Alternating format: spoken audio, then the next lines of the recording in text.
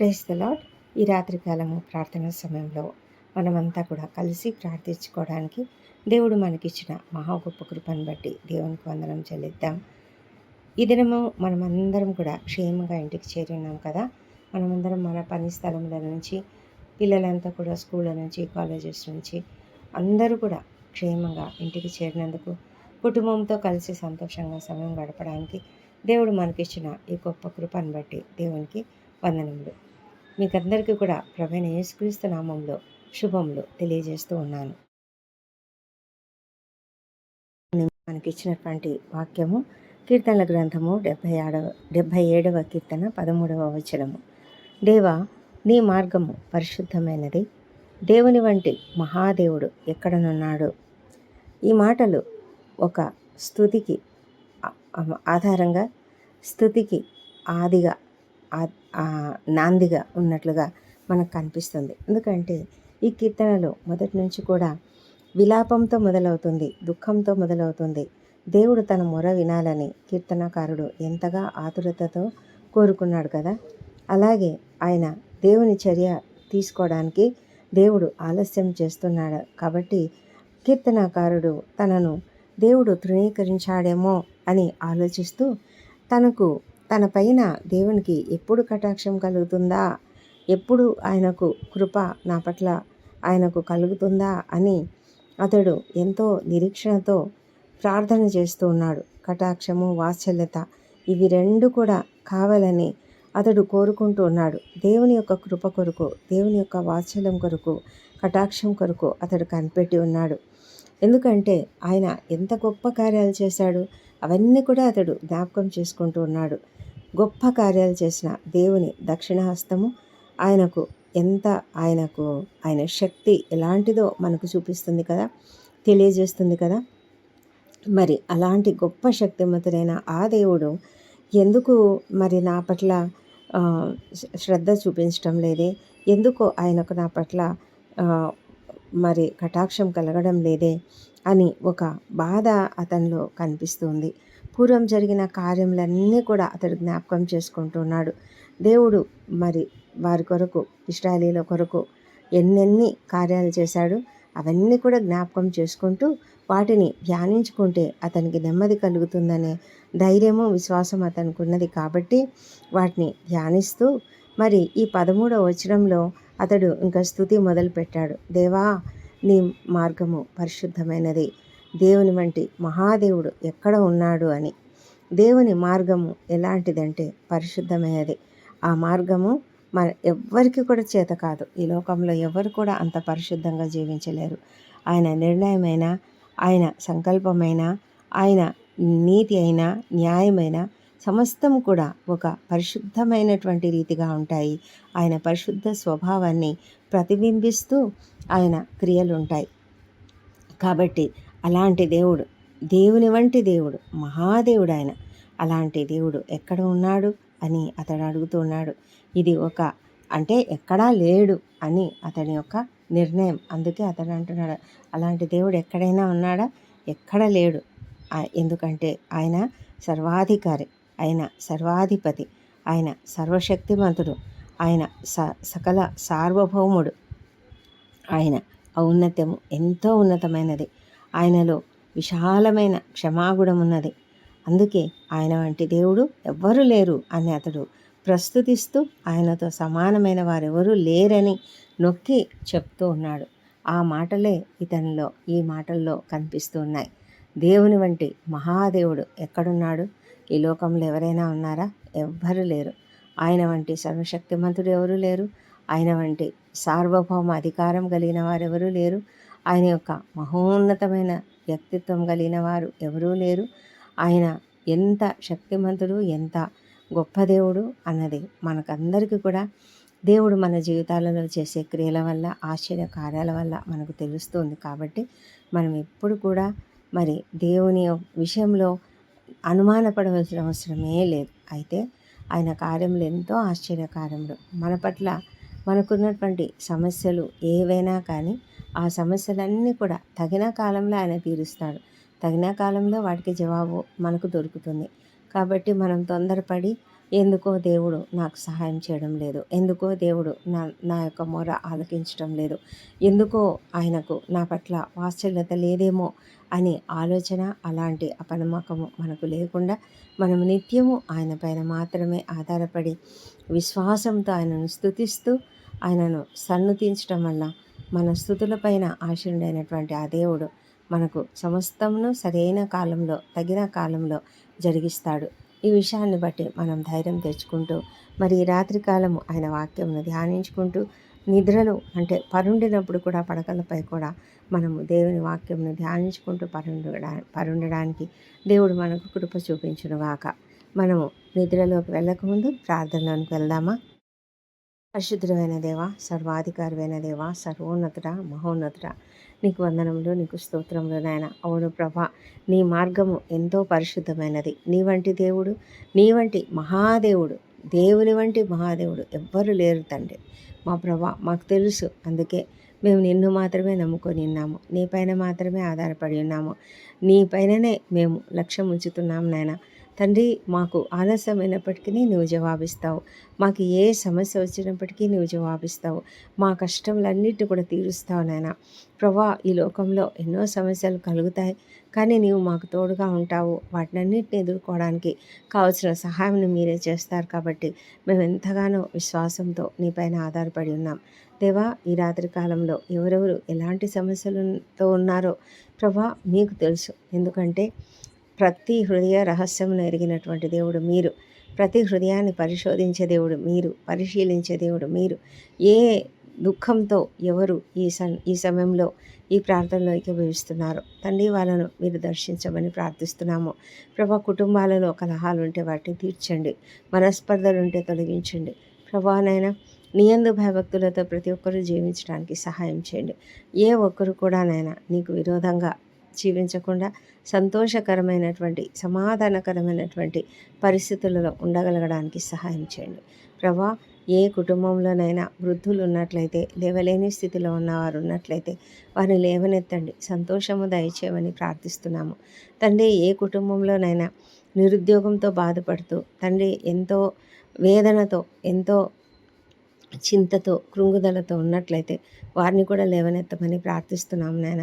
వారి ఎదుట అనేక మార్గంలను తెరవండి. ఎంతోమంది ప్రభా అప్పులు చేసుకుంటూ ఎంతో బాధపడుతూ ఉన్నారు నాయన, ఎంతో వేదన పడుతూ ఉన్నారు ప్రభా. ఆర్థిక పరిస్థితులు సరిగా లేక కుటుంబాన్ని ఏ విధంగా నడిపించుకోవాలో తెలియని పరిస్థితులలో వేదనతో ఉన్నారు ప్రభా. వారిని లేవనెత్తమని ప్రార్థిస్తున్నాం, సహాయం చేయమని ప్రార్థిస్తున్నాం నాయన. వివాహంలో కుదరలేదని ఎంతమంది అయితే దిగులు పడుతున్నారో వారందరి జీవితాలలో మీరు వెలుగు చూపండి ప్రభా. నిరీక్షణను కలుగజేసి తగిన సమయంలో మీరు సాటి అయిన సహాయం కలుగజేస్తారనే విశ్వాసంతో వారు కనిపెట్టి ఉండడానికి సహాయం చేయమని ప్రార్థిస్తున్నాం. అదేవిధంగా సంతానం కొరకు కూడా ఎంతోమంది నిరీక్షిస్తున్నారు ఆయన, వారికి కూడా మీరు సంతానం అనుగ్రహించండి దేవా. ప్రభా, మరి మీరు అద్భుతాలు చేయదేవుడు, ఆశ్చర్యకార్యాలు చేయదేవుడు, మీకు అసాధ్యమైనది ఏది లేదు నాయన. సహాయం చేయమని వేడుకొంచున్నాము మా తండ్రి దేవా.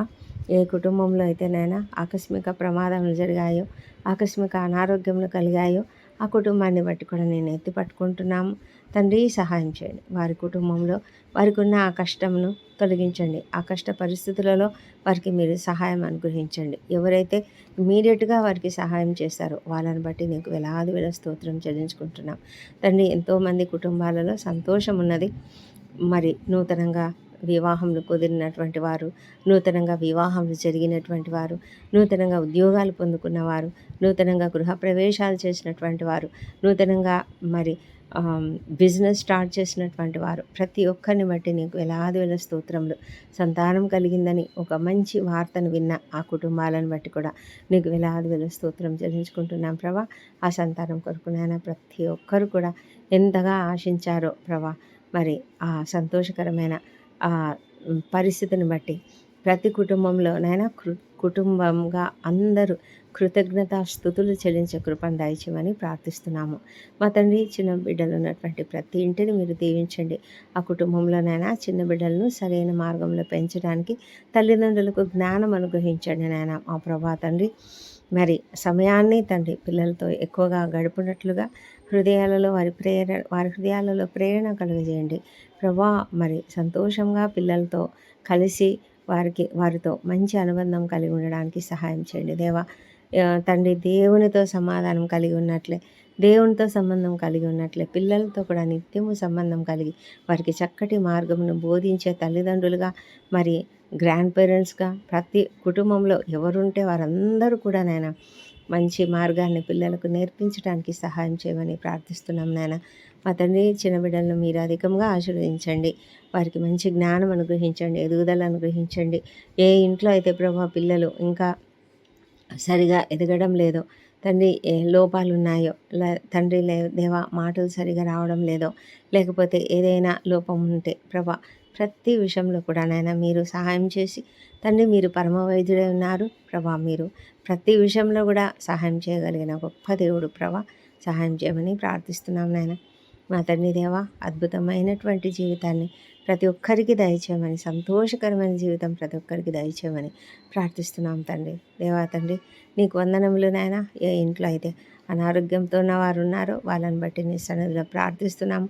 హాస్పిటల్స్లో ఉన్నట్లయితే ప్రభా ఎంత వేదన, ఎంత ఆందోళన ఉంటుంది ప్రభా. వాళ్ళని బట్టి నీ సన్నిధిలో మొరపెట్టుకుంటున్నాం ప్రభా. ప్రతి వ్యాధిని ఏ శ్రమలో స్వస్థపరచమని ప్రార్థిస్తున్నాం ప్రభా. త్వరగా కోలుకోవడానికి సహాయం చేయండి ప్రభా. క్రిటికల్ కండిషన్స్లో ఉన్న వాళ్ళైనా తండ్రి, మరి ఐసీలో ఉన్న వాళ్ళని బట్టి నీ సన్నిధిలో మొరపెట్టుకుంటున్నాము.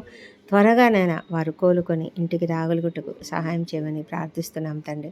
దేవా ప్రభా, డాక్టర్లను, నర్సులను దీవించండి. రాత్రి డ్యూటీలు చేస్తున్నటువంటి వాళ్ళని దీవించండి. వారి పట్లనే మీ కృప చూపించండి.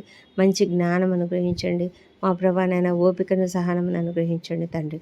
మా తండ్రి దేవా, ఎవరెవరైతే నాయన రాత్రి వేళల్లో డ్యూటీలు చేస్తున్నారో, సైనికులైనా, రక్షణ శాఖలో ఉన్నటువంటి వారైనా, ఎవరైనా సరే, వాచ్మెన్లు, గార్డులు అందరూ కూడా నాయన వారు రాత్రులు మేలుకొని ప్రభా మరి వారి యొక్క బాధ్యత నిర్వర్తిస్తుండగా వారికి మీ కాపుదల అనుగ్రహించి నాయన మరి చక్కగా డ్యూటీలు చేయనట్లుగా సహాయం చేయమని ప్రార్థిస్తున్నాము తండ్రి.